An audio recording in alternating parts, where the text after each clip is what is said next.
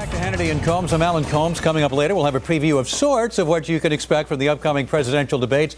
First, Sean recently had the opportunity to sit down for an interview with controversial radio duo Opie and Hannity, their first since being kicked off the air.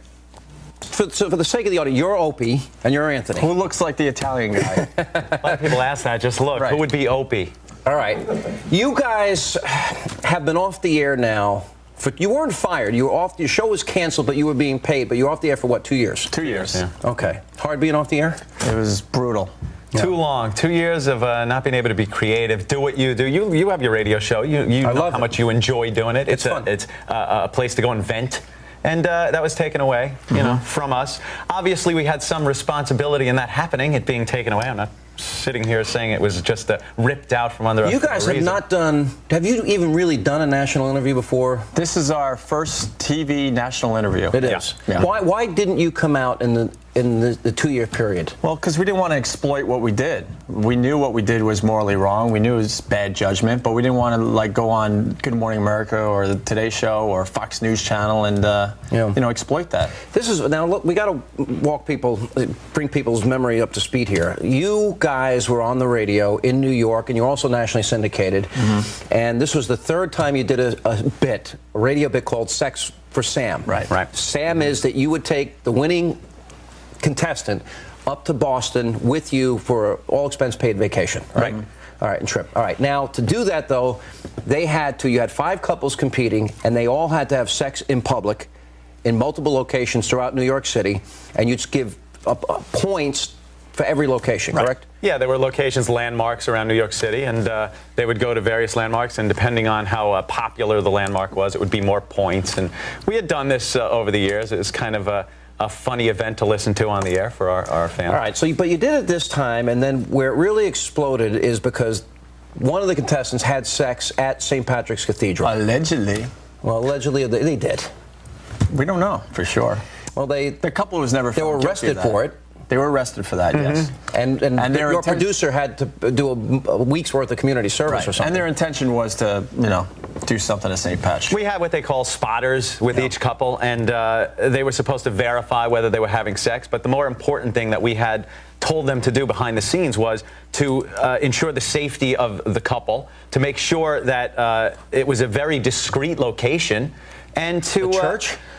There are discrete locations around the church. Let's run through some of the program too, Sean. It's an entertainment show. Right, but you knew that they were having sex because they had sex in the room next to where you guys were broadcasting right before they left. That was in our studio. That's a pretty safe location. In front of you. We were there to ensure the safety, that nobody was going to be strolling in and see something they didn't want to see. Right. Here, I think people want to know where the line ought to be drawn. In terms of what you can say on the radio, what you can say on TV, what you can do. You guys are now going to satellite radio. You will not have any restrictions from the government in terms of what you can say. But this isn't about free speech here. This is all right. You guys are 2 radio guys. Do you have a responsibility, if you send your listeners out in a contest to win a prize, to have sex in public places, which is against the law? Do you think that now that you've had 2 years to think about it, you're saying, Opie, it's morally wrong? Yeah, it was bad judgment at the time. We've learned our lesson. We're moving on. We're not going to do that again, obviously. Why did you do it? Did you know it at the time? Because I listened to the show. We did a very edgy show, and we were taking things to the limit, and we finally got spanked. What could I tell you? I mean, we were hired to do this type of a radio show. Our bosses told us to take it to the limit if we go too far. There were safeguards in place to make sure that we wouldn't get in trouble, the company wouldn't get in trouble, they wouldn't get an FCC fine. Let's go through the list of places. Okay. Empire State Building. Right. Central Park, they had sex there. Well, a lot of hidden places in Central Park. That's not a big deal. At your station. Right, in front of us. Carnegie Hall. In front of a hot dog vendor. In front of homeless people. Carnegie Deli, which is a very public place, and they even said it was a big crowd, the spotter said. Hotels, TGI Fridays, outside of the Fox News Channel. Oh, yeah. They had sex outside of here. Yeah, you guys big fans, Sean. Big fans. We love you guys. Just showing the love. Rockefeller Center. Right. Trump Tower. See, a library. I know what you're getting at. We can't defend this. We know that. What do you want me to say? Jeez, what horrible people. I know, these people should not be able to broadcast. We understand that. But you know, so what? It was done. It was done in a way where it sounded crazy on the radio. It was a lot. It sounded a lot crazier than it actually was. The couples, if they did have the sex in some of these public places, it was in kind of hidden little nooks and crannies of Tiffany's and such. The station we were on was pretty much the bastard child of Infinity Broadcasting. We were the only show that was really doing well on the station. They let us do whatever we want.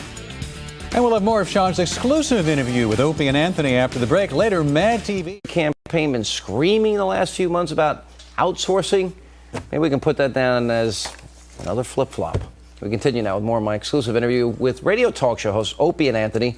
The show was canceled after a controversial stunt that they now say they regret doing. Do you regret it because you got caught and you got in trouble and you lost 2 years of your radio career, or do you really believe it was morally wrong? I totally believe it was morally wrong now. Yeah, sure. when you think about it and have 2 years to let it stew, yeah, you think, okay, it did offend a lot of people, and you know, that wasn't our intention going into it. You just want to entertain people on the radio. That's all we want to do, and that's what we were doing. Plus, you have to make split-second decisions when you do the type of show we did. When we went to that phone call, for the last 2 years, I wish we never went to that phone. Of course. But are you going to change? What's going to be different now that you're on satellite radio? You have the ability to curse. You have the ability to say anything you want to say. Will the show be different? Isn't even what it's all about. It's about being able to do the show we were doing, the show we want to do, without having the FCC over our heads every day wondering if you're going to get fired. Yeah, we can curse, you know. That's not what it's all about. We want to go out and do a show and be able to talk about adult-oriented subject matter without going in to the office after the day is over and wondering if the boss is going to come in and fire us. You guys have this history of being on the edge because when you were in Boston, April Fool's, you went on the air and you said the mayor was dead? Yeah. And the mayor was alive? Yeah, we did that on purpose. You wanted to get fired? Well, we knew if we got fired, we would probably end up in a better place and make more money. That was the climate of radio back then, man. If you screwed up in radio, big, you were going to a better market. So you guys actually planned that out, and you sat down, you made a decision among yourselves, we're willing to get fired over this. Well, we were unhappy, so we started really taking it to the limit and to the edge, you know. As far as the new bosses, they've looked at Anthony and I and said, look, you guys can now get as crazy as you want on satellite radio. And I'm thinking to myself, because I know, you know, I'm out of control at times, I'm thinking, do you really want to tell us that? Well, this is what, one of you told me earlier that they were telling you, do every show like it's your last show, and we're going to back you up, and then when push came to shove, they didn't back you up. Not at all. No. But this case wasn't about free speech, and I think conservatives that we would never argue that. We would never argue this about free speech. No, we just the broadcast itself, what went out over the air that day, was completely within FCC guidelines. Now, here's the question. There's a couple of places that bothered me more than others. You had sex at FAO Schwartz, which is a toy store. The library. The library bothers you? The library. Well, a lot of kids go to the library. You see the freaks that hang out in the library? I haven't been to this one in a while. But I will defend FAO Schwartz. We did have a toy store. No, we had meetings before this went down behind closed doors, and we told our people that were going out there, the toy store sounds really risky. Kids could really, see this. We said make sure no kids around, make sure there's nobody around. So have sex in public, but just don't do it in front of the kids. Well, that's there was a set of rules that were laid down. We had worked for 3 years at the station, and we were very good at protecting ourselves from getting in trouble that would get us fired. Let me ask you this before I let you go. Give me some boundaries. What should the boundaries be? You guys are going on XM radio starting October the 4th. Yeah. What should, if any, boundaries be on in terms of what you say? In this particular case, to get to your dial, you have to get XM radio, and you have to pay extra an Opie and Anthony premium. Right. There's a lot of protections. So there's going to be cursing on your show. Obviously language isn't an issue anymore. You don't have to adhere to FCC guidelines as far as language goes. And subject matter, adult conversation, things that you find interesting, hanging out in a bar with your friends, sitting and watching the game with your friends. That's the type of stuff we do. So this was really not something you did on a regular basis? No. Those shocking moments that the media always picks up on, I mean, that's what they're there for. Yeah. We want to get people in and go, what did they do? You know, what's this show about? But then on a daily basis, you have to entertain these people. Right. And that's done talking about family, friends, hanging out with your friends, and yes, adult-oriented subject matter that concerns women and your sex life and things guys talk about. All right. Do you guys worry that you don't know where the line is? Sometimes, I mean, you're a little concerned? You know something? You're kind of right there.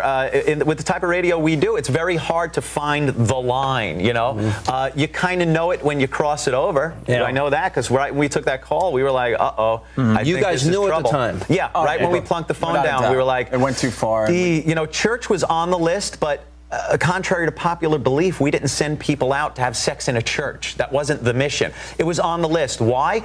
It sounded shocking reading the list. Right. Did we expect someone to go to a church? Not really. We didn't want people to go to the church. When we plunked the phone line down and there he was at the church, it's one of those decisions you have to make in a split second. Thank God it isn't pushing a button to an A-bomb, but you know, it blew up our career. Yeah, we looked at each other for 2 years, and we knew we were in deep trouble. So, the line is kind of made, unfortunately, as you're doing the show. And with the type you of need show guys we do.